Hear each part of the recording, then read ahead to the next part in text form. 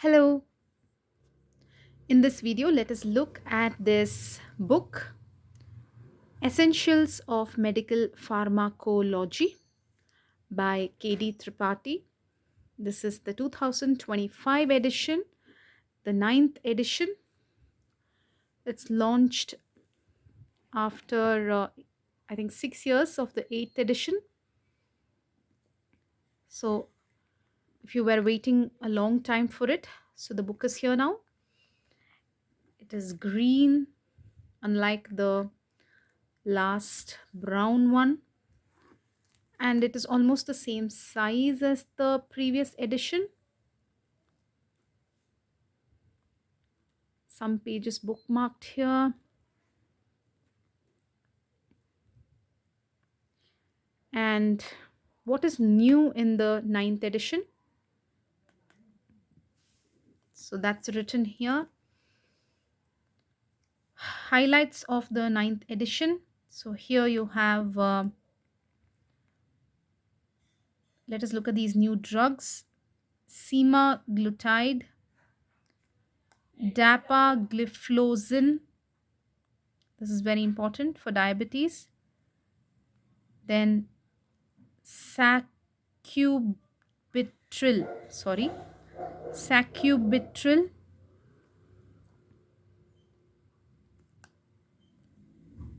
suvorexant, and many others if you want me to read them in my style.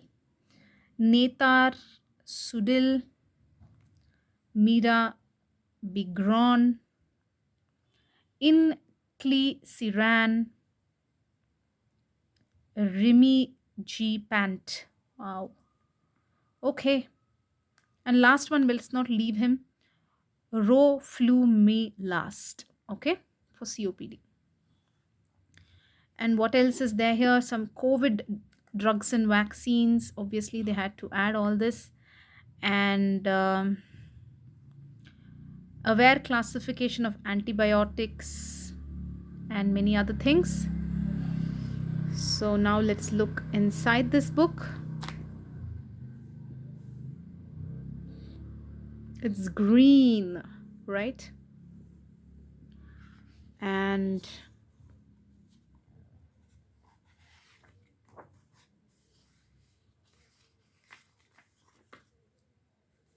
ninth edition, like we told you, their last edition was in 2019, right? And the same chapters I see, not much of difference here. Some question answer type, but it looks like the entire chapter is referenced for each question. The entire classification they're asking. So here's your first chapter in the first section, routes of drug administration.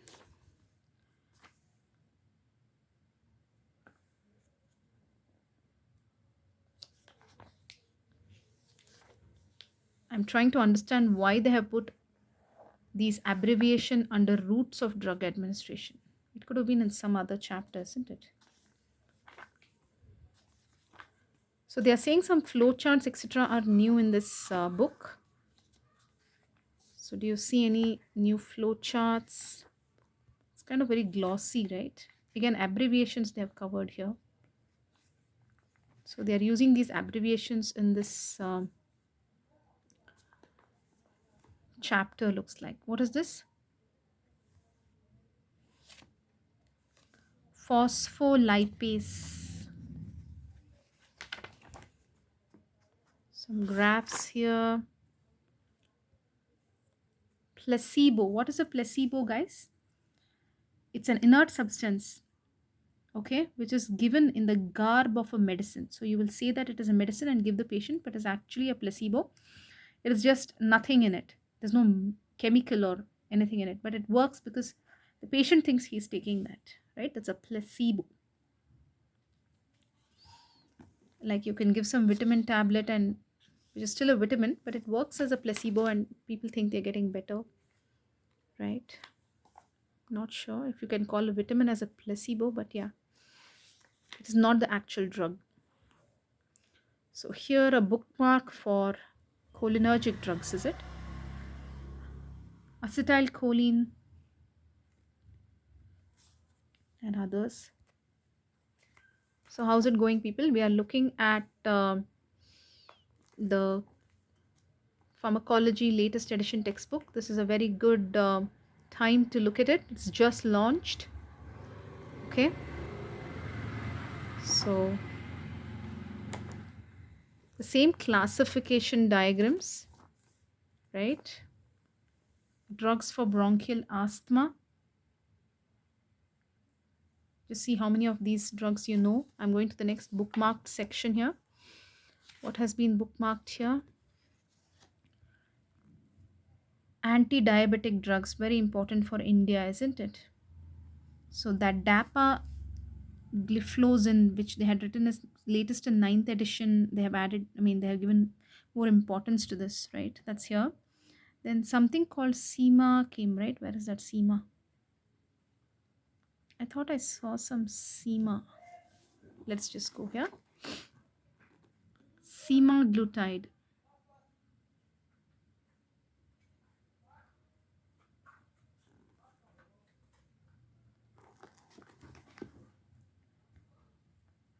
Just hold on. Let me check where it comes. Semaglutide. Am I missing something that it is not here in this classification, but in the same section on the side, semaglutide is there? Oh, it's injected. Okay. Because this is oral. Do you see this? This is oral. And the semaglutide that they are talking about is injectable. So in the injectable classification, it should be there. Where is the classification of injectables? Come on. Come on now. Do we have it? No. So if you have the phone number of this person, you can call and ask why he didn't give the classification for the injectables. Okay.